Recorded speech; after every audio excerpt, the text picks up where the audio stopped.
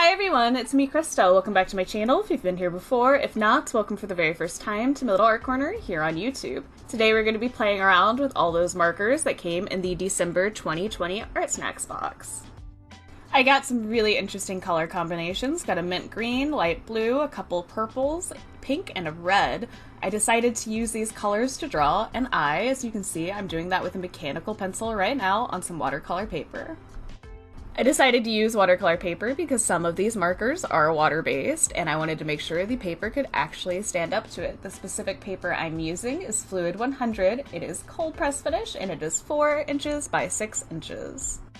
After I have my pencil sketch in, I'm pulling the Ecoline watercolor marker that I got in the pink and I am just putting a layer of that color down first. Then I pull in the light blue Zig Clean colors that I got. I wanted to see how well they could blend. I'm jumping back between this and that pink marker. So you can see they did not blend super well. I was expecting it to turn to be more of a purple color, but that's not exactly what it's doing. But that's okay. Sometimes art supplies will play with each other in different ways. We got a bunch of different kinds of markers. Some are water-based and some are alcohol-based, so they might not play as well together as one might think. I decided I wanted the pupil of the eye to be that mint green color, which is a Derwent paint marker. It is a very thin tip, so I'm creating a bunch of little lines and on occasion going in little circles to help blend it out. Not the best marker to fill up a large space, but I wanted to make sure it got used. I really enjoy these paint markers, and I feel like out of everything that came in this December box, this is most likely what I will be using in other projects later on.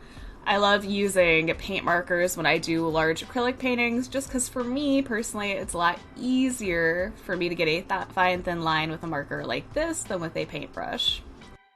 I'm not gonna lie, with the colors that I got this month, I wasn't sure at all what I wanted to do with them. I decided on an eye because I love drawing eyes. It had been a little while, and I figured it would be an interesting way to use the colors.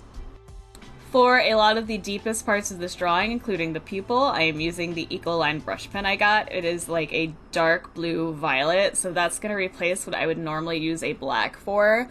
The reddish purple I got, which is a graphite marker, which this one's an alcohol-based marker. A lot of these other ones are water-based or watercolor-based.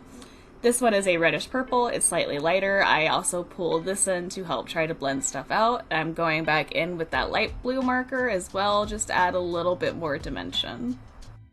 The red Derwent paint marker I do end up using for certain areas around the eye specifically, such as the outline, and I also try to use it and blend it out with the pink marker because while it's still wet, they're both water-based, so they do play okay together this way. I also use it for some veins in the eye and some folds in the area around the eye. For the skin around the eye, I'm intentionally using the different marker colors, but using them in a lined way. I'm just creating some really crazy, messy lines with it. I'm not really trying to blend them out here because I really don't think they blend out very well. I also use that mint green to set up some highlights. I will end up cheating a little bit later and pulling in a Kuretake marker that has some white ink in it to help pull those highlights out just a tiny bit more, but that is the only item that I pulled in that did not come in this box besides the mechanical pencil. At this point in the drawing, I'm just going to keep on layering like I normally do. I just jump between all of the different markers and do small layers at a time, letting them dry a little bit in between because they don't blend super well, so putting them on top of each other while they're still wet would make a little bit of a mess.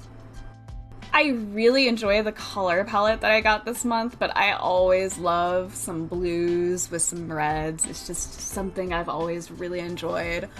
A lot of paintings I did for a very long time had that sky blue color and a red with it, and if I would do anything that resembled skin, it would also have the pinks and the purples. I just think they look really pretty together personally.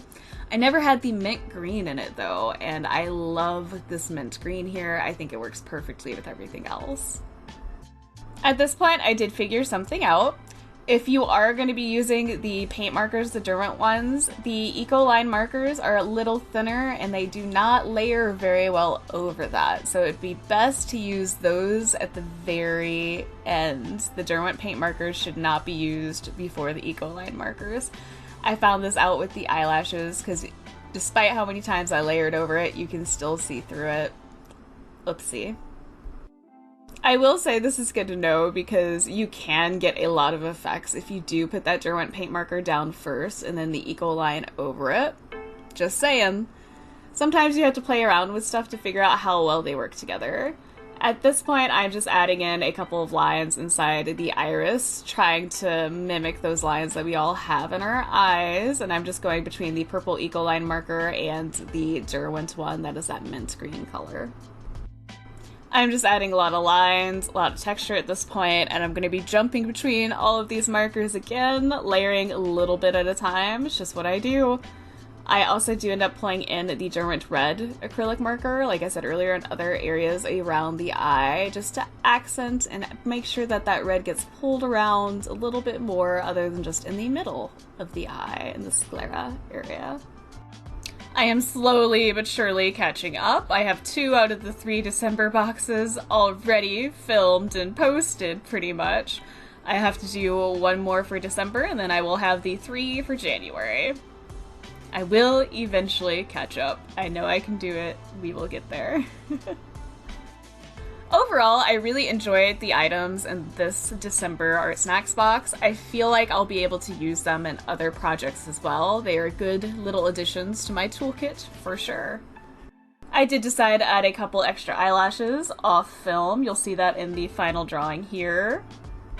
But with that, this project and therefore this video is pretty much done. If you liked it, please hit that like button. If you have any comments, questions, feelings, concerns, or you want to let me know how the items in the December Artsnacks box worked for you, let me know all about that in the comment section down below.